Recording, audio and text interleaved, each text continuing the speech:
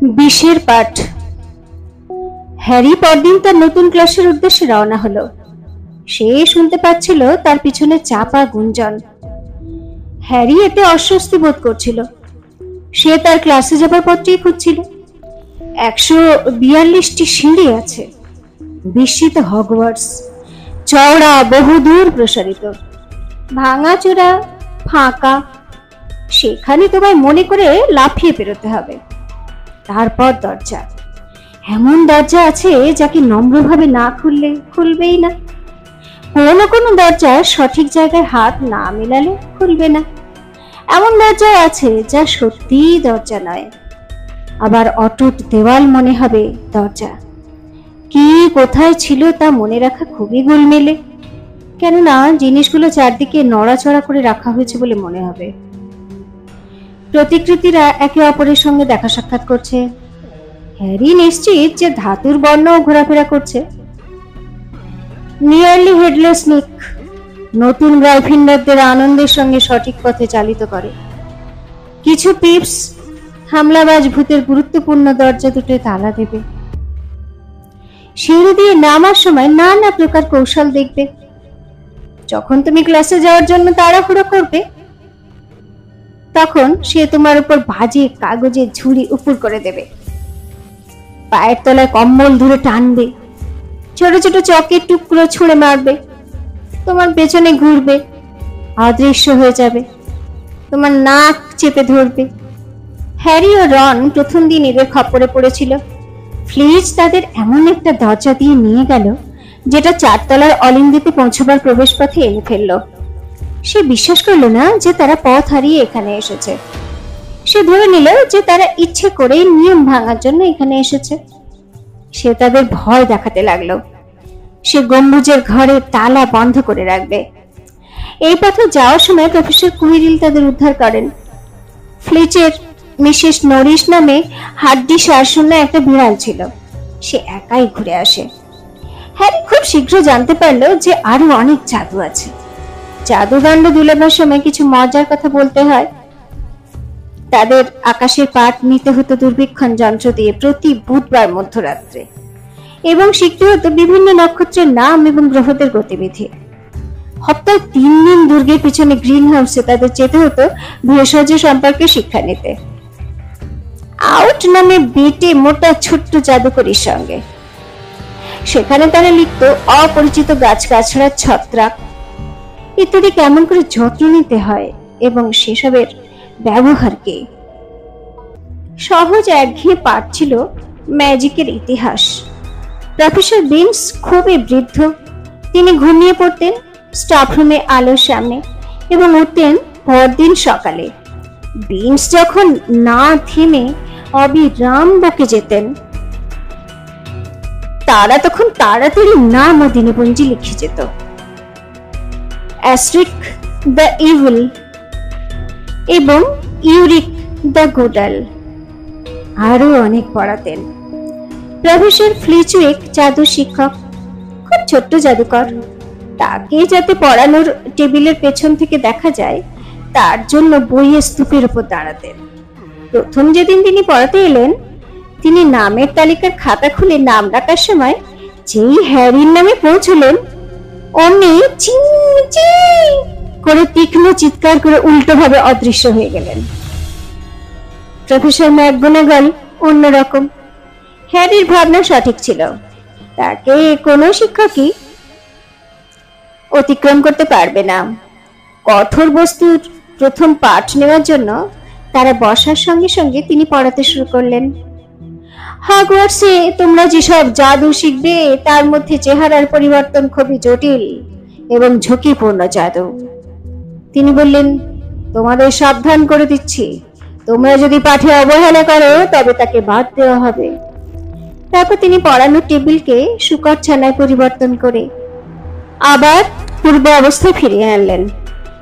ব্যাপার দেখে সকলেই এত অনুপ্রাণিত হয়ে পড়ল যে সকলেই চেষ্টা করতে লাগলো।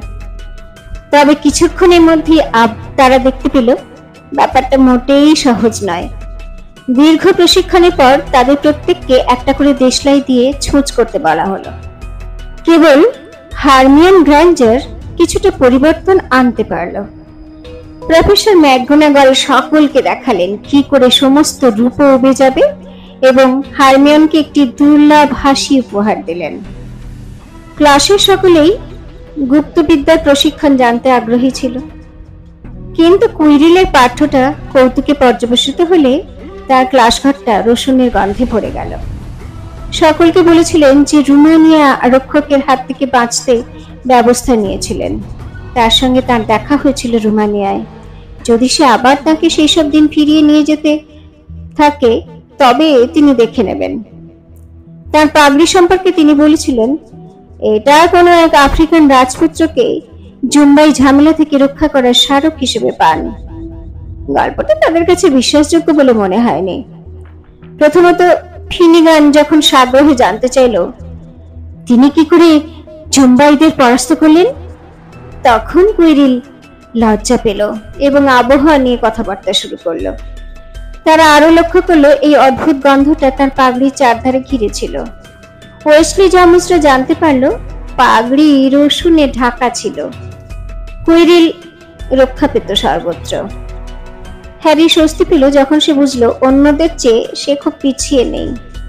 অনেকেই তার মতো মাগল পরিবারভুক্ত ছিল, তাদের কোনো ধারণাই ছিল না যে তারা জাদুকরী ও জাদুকর। তাদের এত কিছু ছিল যে রনের মতো লোকও জানতো না, বিশেষ কি শুরু করার মতো। শুরু করাটা হ্যারি ও রনের কাছে ছিল মূল্যবান।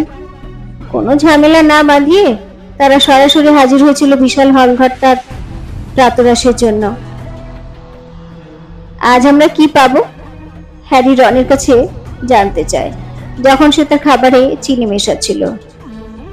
দুগন্ডুস স্লাইথেরিনের সঙ্গে বলল রন। স্নেপস স্লাইথেরিন ঘরানার প্রধান, তাই বলে তিনি সর্বদা তাদের অনুগ্রহ করেন। ব্যাপারটা সত্য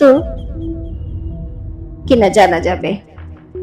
মনে হয় ম্যাকগোনাগাল আমাদের পছন্দ করেন, হ্যারি বলল। ম্যাকগোনাগাল গ্রাইফিন্ডর ঘরানার প্রধান, কিন্তু তবুও তিনি গতকাল আমাদের একগাদা পড়াশুনোর কাজ দিতে কসুর করেননি। ঠিক তখনই ডাকে এসে পৌঁছলো। হ্যারি তখনই দেখতে চেয়েছিল সেই চিঠিটা, কিন্তু প্রথম দিন সকালে সে একটু অবাক হলো যখন প্রায় 100 পেঁচা জনস্রোতের মতো তাদের প্রাতরাশের সময় হলঘরে ঢুকে পড়লো এবং টেবিলের চারধারে চরকির মতো ঘুরতে লাগলো, যতক্ষণ পর্যন্ত না চিঠি এবং মোড়ক তাদের প্রভুদের কাছে পৌঁছে দিতে পারলো। হেডউইগ এখনো পর্যন্ত হ্যারির জন্য কিছুই আনেনি। সে মাঝে মাঝে পেঁচাদের শোবার জায়গায় শুতে যাবার আগে মৃদু কামড়ে তার কান গরম করে দিত। আজ সকালে যে কমলালেবুর আচারের শিশি ও চিনির পাত্রে মাঝে মাঝে উড়ে এসে হ্যারিকে একটা চিঠি দিল। হ্যারি চিঠিটা খুলে দেখলো তা হ্যাগ্রিডের চিঠি।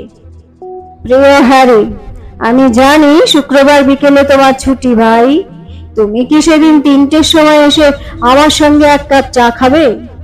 তোমার এখন সপ্তাহ কেমন কাটলো তা জানতে আমার খুব ইচ্ছে করছে। হেডউইকের মাধ্যমে উত্তর পাঠাও, হ্যাগ্রিড।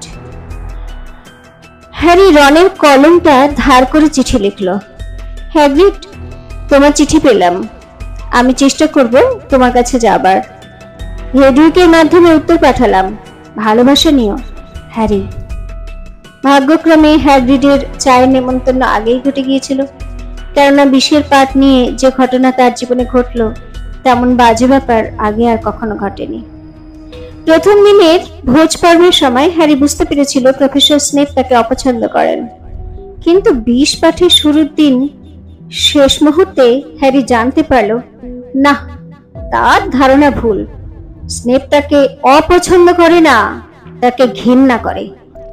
বিষ বিষয়ে পাঠ দেওয়া হয় ভূগর্ভস্থ অন্ধকার কক্ষে।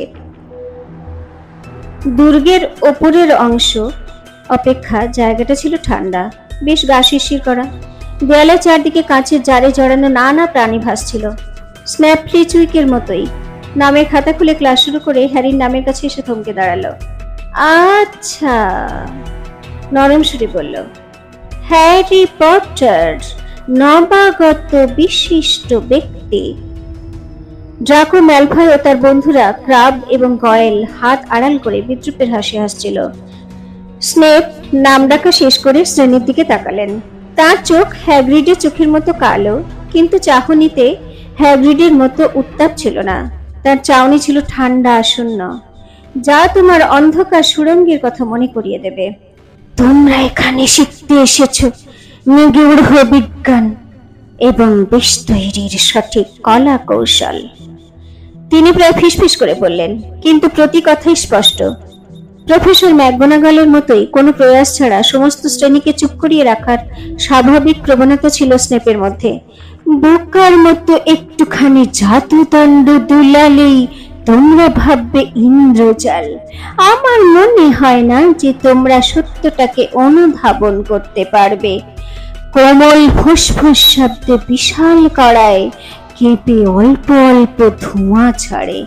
তৃপ্তিদায়ক শক্তি যা মানুষের ধমনীতে ধীর গতিতে প্রবাহিত হয়ে মনকে করে মন্ত্রমুগ্ধ, ইন্দ্রিয়দের ফেলে ফাঁদে। আমি তোমাদের শেখাতে পারি কেমন করে যশকে বোতল বন্দি করতে হয়, গৌরবের চোলাই করতে হয়, এমনকি মৃত্যুর প্রতিরোধক হিসেবে। তোমরা স্থূল বুদ্ধি সম্পন্ন যদি না হও আমার অন্যান্য ছাত্রদের মতো, তাহলে এটা নিশ্চয়ই শিখতে পারবে। ছোট্ট বক্তৃতার পর শ্রেণীকক্ষ আরো নিশ্চুপ হলো। হ্যারি ও রন ভ্রু তুলে দৃষ্টি বিনিময় করলো। হারমিয়ন তার বসার জায়গায় একদম ধারে এসে দুঃসাহসিকভাবে বোঝাতে চাইল যে সে স্থূল বুদ্ধি সম্পন্ন নয়।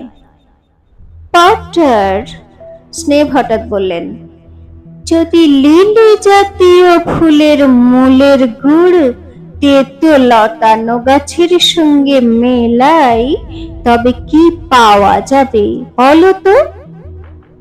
কিসের মূলের গুড় কিসের সঙ্গে মেলাবো? হ্যারি রনের দিকে তাকালো, যাকে তার মতোই হতবাক লাগছিল। হারমিয়নের হাত বন্দুকের গুলির মতো বাতাসে ছিটকে উঠল। আমি জানি না, হ্যারি বলল। স্নেপের ঠোঁটে কঠিন ব্যঙ্গের হাসি দেখা দিল। স্নেপ বিদ্রুপাত্মক ভঙ্গিতে বলল, যশই শেষ কথা নয়। তিনি হারমিয়নের হাতকে অগ্রাহ্য করলেন। আবার চেষ্টা করো।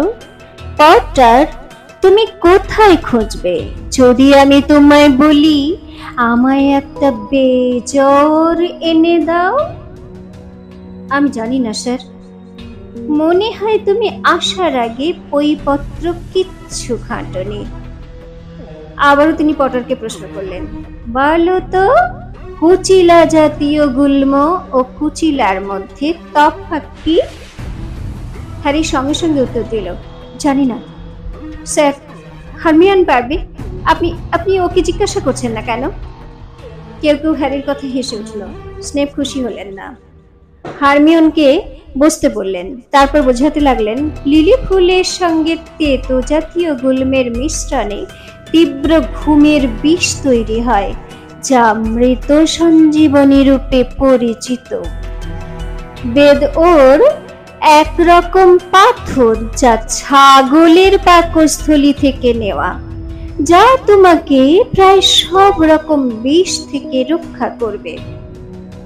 কুচিলা বর্গীয় লতাগুল্ম ও কুচিলা সমজাতীয় উদ্ভিদ, তা কুচিলা নামে পরিচিত।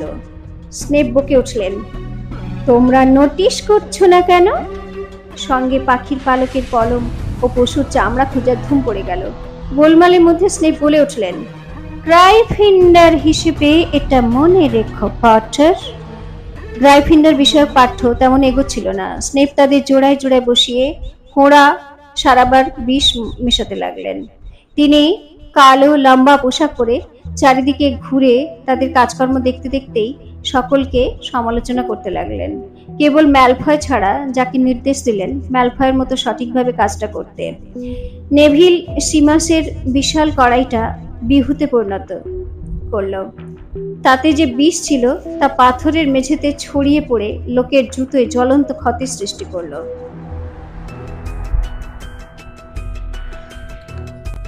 মুহূর্তের মধ্যে সমস্ত শ্রেণী তাদের টুলের উপর উঠে দাঁড়ালো। কড়াইটা ভেঙে যাওয়ায় নেভিল একেবারে বিষে ভিজে গিয়েছিল, যন্ত্রণায় ও রাগে ঘুমড়িয়ে উঠেছিল। বোকা ছেলে!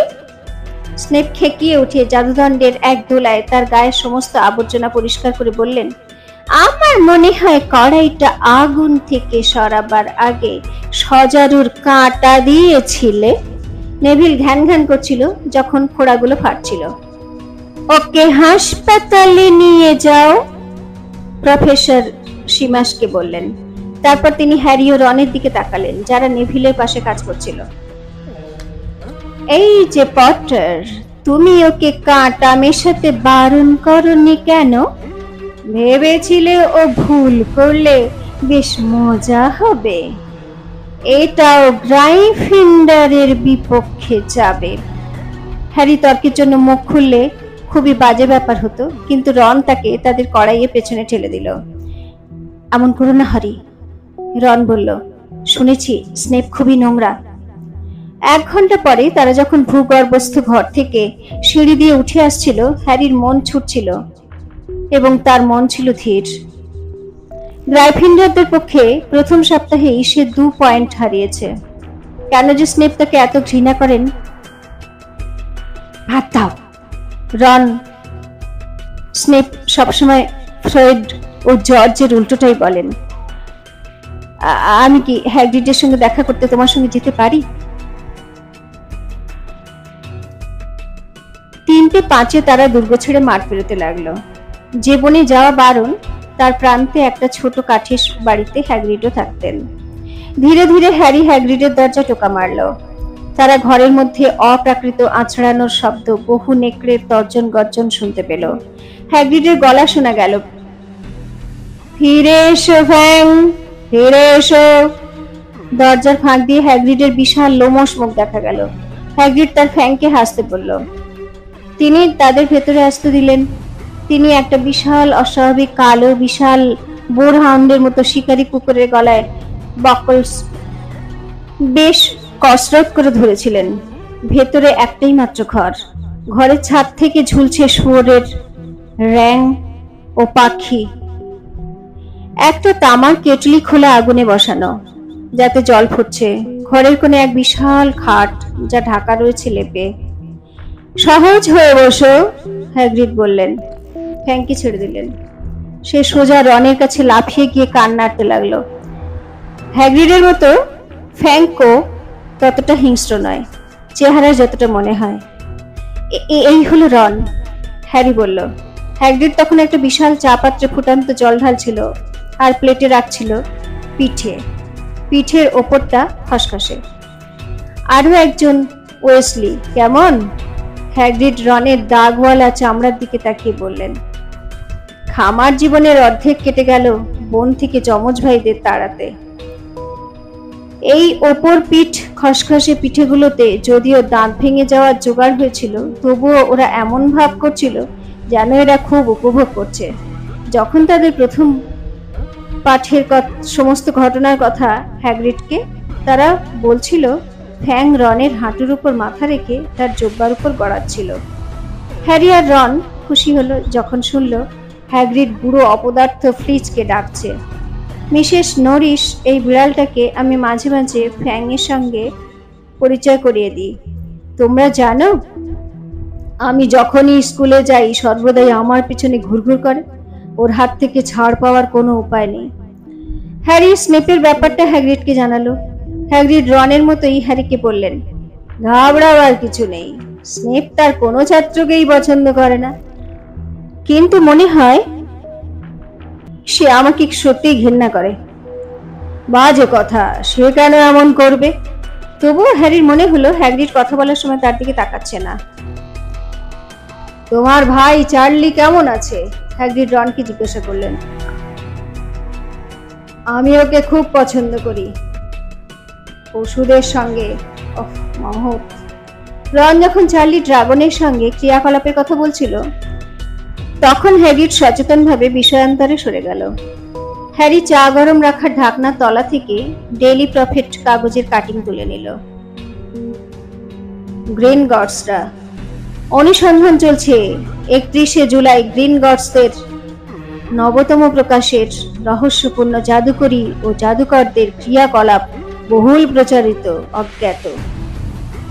গ্রিনগটস অপআত্মা আজ বোধ হয়েছিল যে ভূগর্ভস্থ ঘরে খানা তল্লাশ করা হয়েছিল, প্রকৃতপক্ষে সেটা সেদিন খালি ছিল। কিন্তু আমরা তোমাদের বলছি না সেখানে কি হয়েছিল।